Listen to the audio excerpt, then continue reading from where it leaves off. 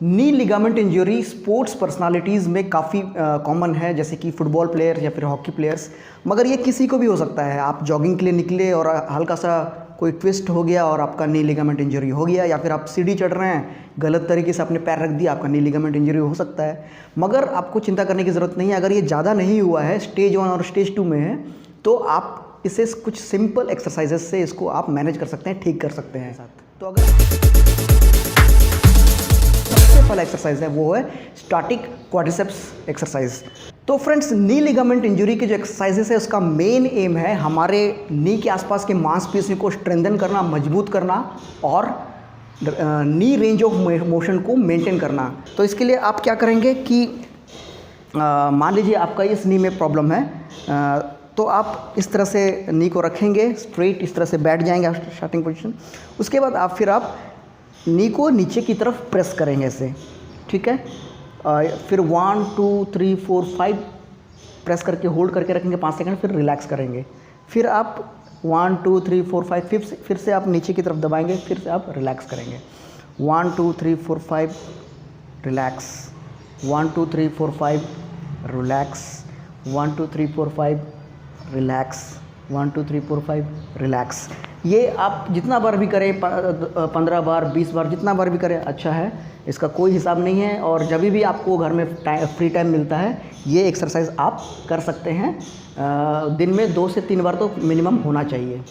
Static quadriceps exercise को और असरदार बनाने के लिए आप एक पिल्लो भी इस्तेमाल कर सकते हैं, या फिर आप तौलिया का रोल है उसे भी लपेट करके आप नीचे इसको रख सकते हैं, और फिर आप इससे दबाएं इस तरह से 1 2 3 4 5।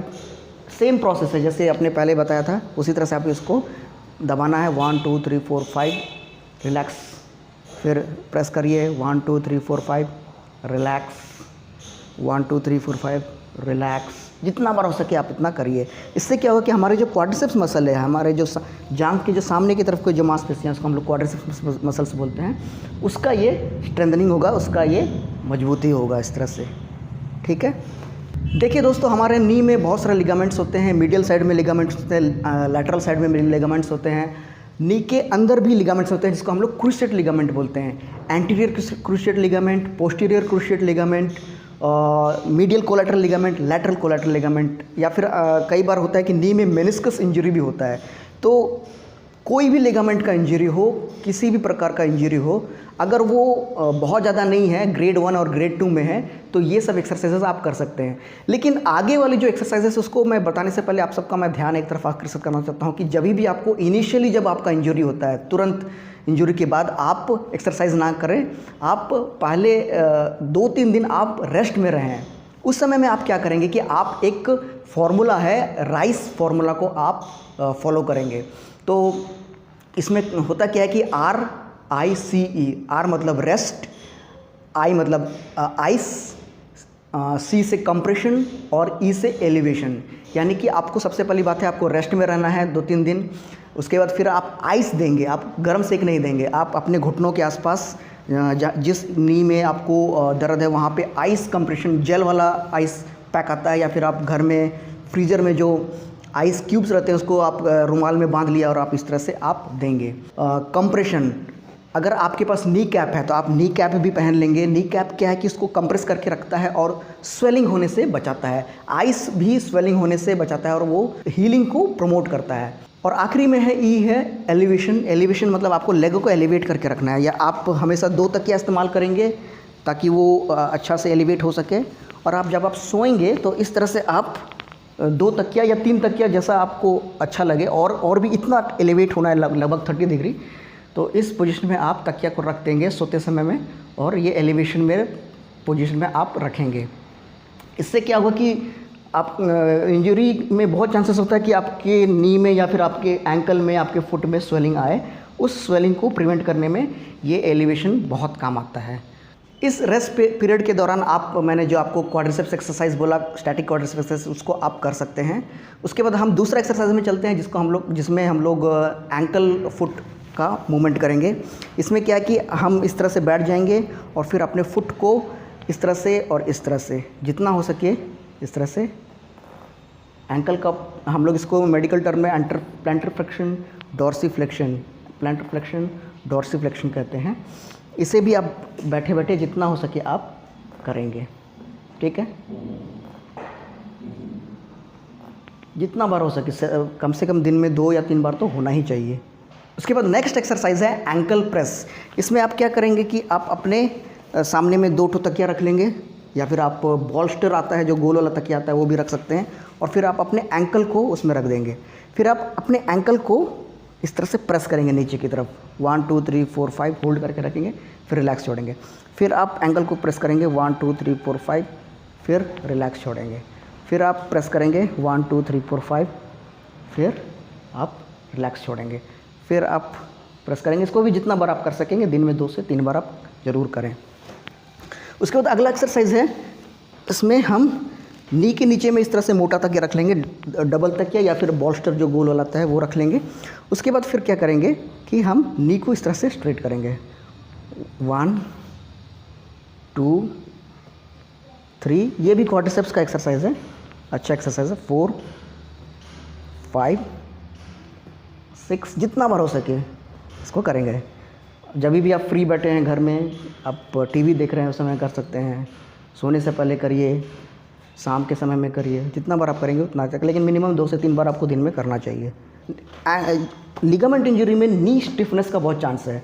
रेंज ऑफ मोशन एक्सरसाइज हम इसके लिए हमें करना है नी स्टिफनेस को प्रिवेंट करने के लिए। तो आप इस तरह से बैठ जाएंगे, फिर आप धीरे धीरे धीरे धीरे आप नी को बेंड करेंगे, फिर आप सीधा करेंगे, नी को बेंड करेंगे, फिर आप सीधा करेंगे, ठीक है।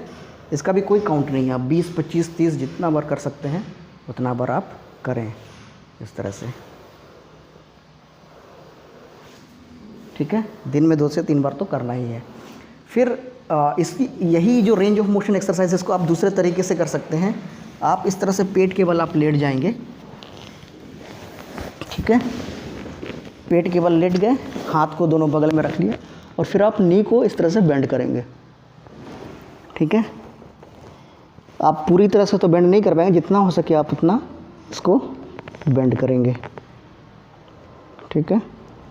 ये भी एक बहुत बढ़िया एक्सरसाइज है रेंज ऑफ मोशन को प्रिवेंट करने के लिए, ठीक है। उसके बाद है स्ट्रेट लेग रेज। आप इस तरह से आप लेट जाएंगे, और फिर ये घुटना को आप मोड़ देंगे जिसमें कोई प्रॉब्लम नहीं है। फिर ये घुटना पैर को आप बिना घुटना को मोड़े आप इस तरह से सीधा उठाएंगे, 1 2 3 4 5, फिर आप नीचे रखेंगे,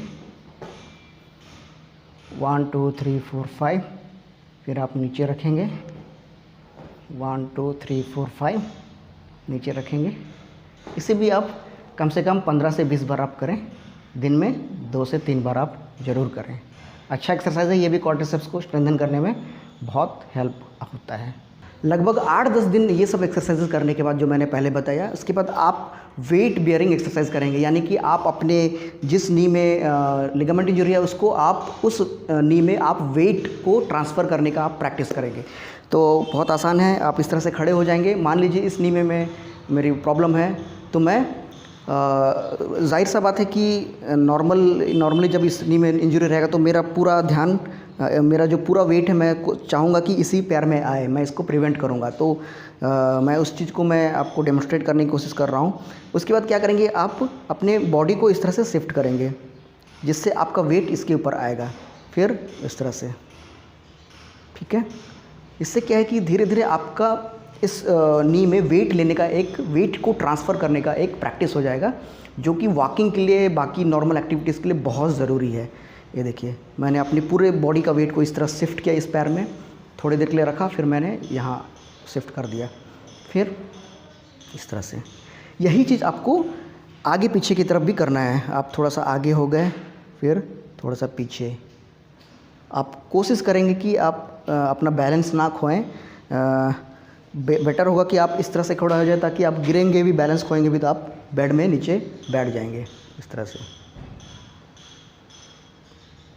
ठीक है। ये बहुत अच्छा एक्सरसाइज है आपको वेट ट्रेनिंग के लिए नी इंजरी में, नी लिगामेंट इंजरी में। अगर आपका लिगामेंट इंजरी बहुत ज़्यादा है तो इसके लिए सर्जरी, आपके सर्जन ने, आपके ऑर्थोपेडिक डॉक्टर ने बोला होगा, तो सर्जरी के बाद जो एक्सरसाइजेस है उसका एक कंप्लीट डिफरेंट प्रोटोकॉल्स होता है, वो आप अपने डॉक्टर के सुझाए हुए जो प्रोटोकॉल्स है उसको आप फॉलो करें।